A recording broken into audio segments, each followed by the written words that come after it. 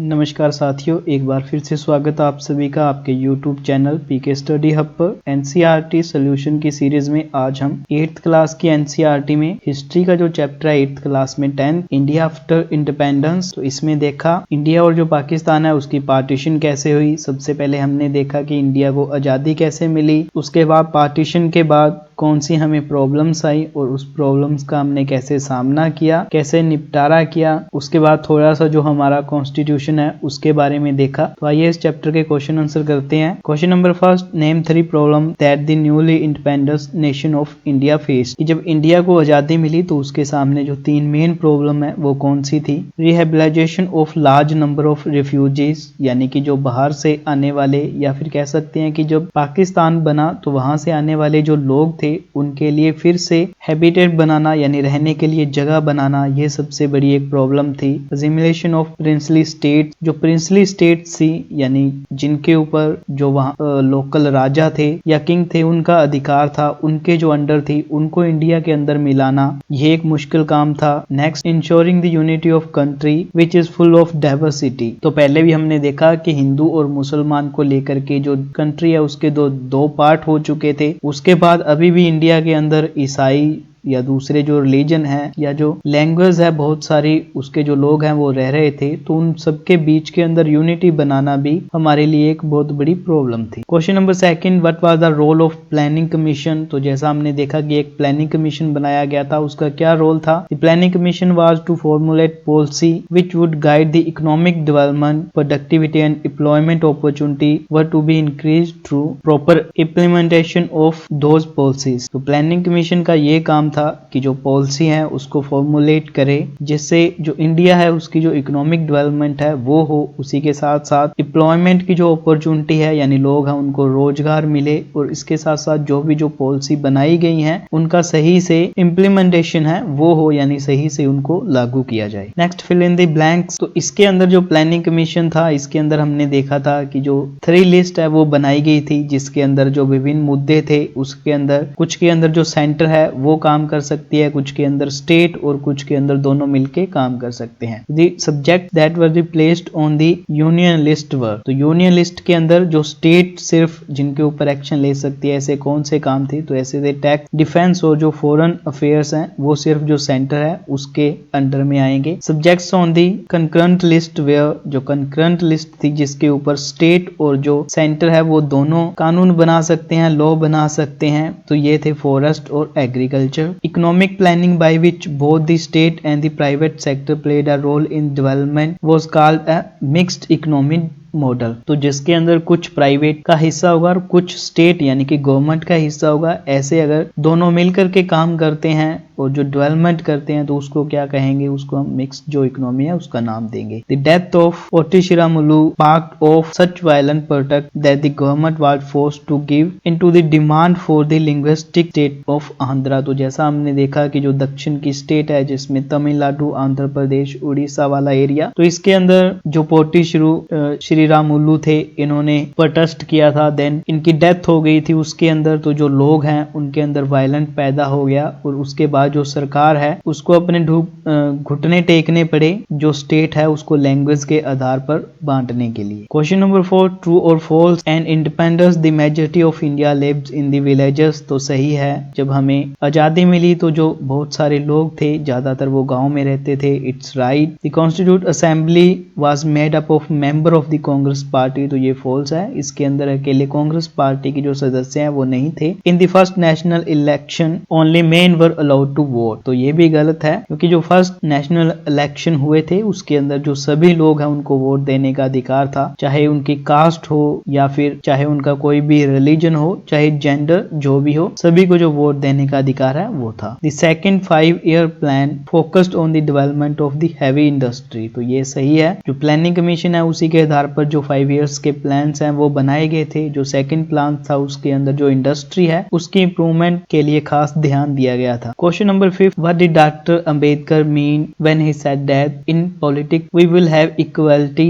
And in social and economic life we will have inequality. तो इसके कहने का क्या अर्थ था। By political equality doctor Ambedkar mean the universal adult franchise which gave equal rights to all citizen. तो political equality का अर्थ है कि जो सभी सिटीजन हैं उनको इक्वल राइट्स हैं कि वो वोट डाल सकते हैं। By socio economic inequality he means the income disparities among peoples. तो दूसरी जो बात उन्होंने कही कि जो सोशल इकोनॉमिक लाइफ है उसके अंदर इनइक्वालिटी का अर्थ ये था कि केवल वोट डालने से जो लोग हैं उनको जो इक्वल राइट्स हैं वो नहीं मिल सकते, क्योंकि जो पिछड़े हुए लोग हैं उनके लिए हम कुछ जो खास है वो करना पड़ेगा, इसीलिए वो लोग हैं उनको हम जो दूसरे लोग हैं उनके इक्वल कर सकते हैं। तो ये उनके कहने का मतलब था। After independence why was there a reluctance to divide the country on linguistic lines. यानी कि इंडिपेंडेंस मिलने के बाद, हमें आजादी मिलने के बाद जो लोग थे या फिर कह सकते हैं कि जो गवर्नमेंट थी उसके दिल में हिचकिचाहट थी या वो डर रही थी कि जो कंट्री है उसको लिंग्विस्टिक लाइंस के ऊपर या फिर लैंग्वेज के आधार पर ना बांटा जाए। तो ऐसा क्यों था? The partition of country among communal lines change the mindset of the nationalist leaders. तो जब पार्टीशन हुआ था कंट्री का भारत और पाकिस्तान में, तो जो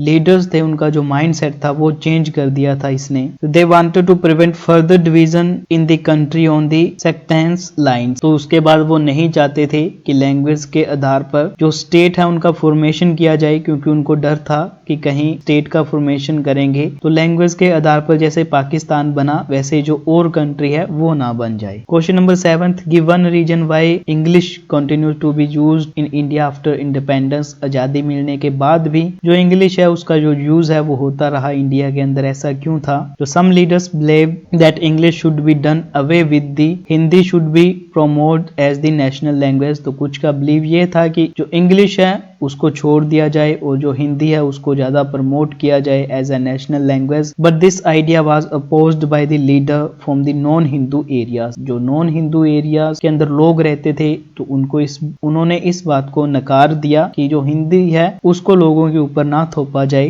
दे did not want an imposition on Hindu on the peoples of those area. Finally it was decided that while Hindi would be the official language, English would be used for communication among various state. तो इसलिए ये finally तय कर दिया गया कि हिंदी है उसको थोपा नहीं जाएगा, देन जो हिंदी है उसको ऑफिशियल लैंग्वेज के तौर पे हम यूज कर सकते हैं। उसके साथ साथ जो इंग्लिश है उसका हम जो कम्युनिकेशन का वे है या फिर जो और काम है उसके अंदर इंग्लिश है उसका भी हम जो यूज है वो कर सकते हैं। Question number 8, how was the economic development of India visualised in the early दशक आफ्टर इंडिपेंडेंस। इंडिपेंडेंस के बाद जो इकोनॉमिक डेवलपमेंट है वो कैसे हुई? तो कह सकते हैं कि या इकोनॉमिक डेवलपमेंट करने के लिए जो कौन से हैं स्टेप लिए गए या जरूरी थे। तो removing poverty and building a modern technical and industrial base were important objective for the new nation. तो पॉवर्टी को दूर करना, जो बिल्डिंग्स बनाना, नई टेक्नोलॉजी को लेकर आना, इंडस्ट्री को फैलाना,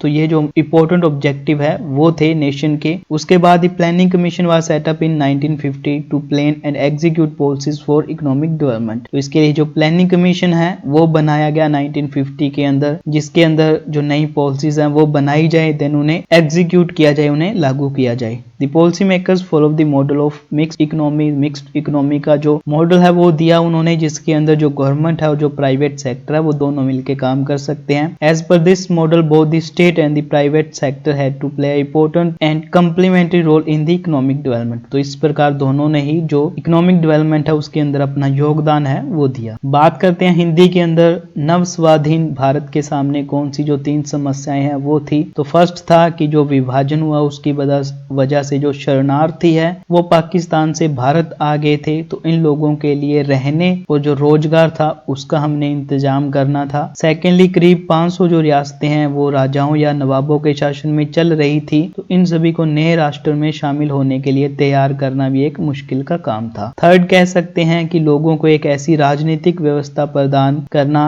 जिसके द्वारा उनकी आशाओं और आकांक्षाओं को पूरा किया जा सके, या फिर ये भी लिख सकते हैं थर्ड के अंदर कि जो लोग हैं वो अदर अदर भाषा बोलते थे, उनका धर्म अलग था, तो सभी को एक यूनिटी के अंदर, एकता के अंदर बांध के रखना भी एक प्रॉब्लम थी हमारे लिए। क्वेश्चन नंबर 2, योजना जो आयोग बनाया गया था उसकी क्या भूमिका थी। तो फर्स्ट, आर्थिक विकास के लिए नीतियां बनाना और उनको लागू करना। कौन से उद्योग सरकार द्वारा और कौन से उद्योग निजी उद्योगपतियों द्वारा लगाए जाएंगे ये सुनिश्चित करना, और विभिन्न क्षेत्रों राज्यों के बीच में किस तरह संतुलन बनाया जाएगा इसको भी परिभाषित करना करना या ये काम करना भी योजना आयोग का ही काम था। रिक्त स्थान भरे जो केंद्रीय सूची है उसमें क्या आएगा, तो केंद्रीय सूची में कराधान, रक्षा और जितने विदेशी मामले हैं वो आएंगे। समवर्ती सूची के अंदर वन और जो कृषि है वो विषय रखा जाएगा। वह आर्थिक योजना जिसमें सरकारी और निजी दोनों क्षेत्रों को विकास में भूमिका दी गई थी उसे कौन सा मॉडल कहेंगे, तो उसे मिश्रित या फिर मिक्स्ड इकोनॉमी है वो मॉडल का नाम दिया जाएगा। डैश की मृत्यु से इतना जबरदस्त आंदोलन पैदा हुआ कि सरकार को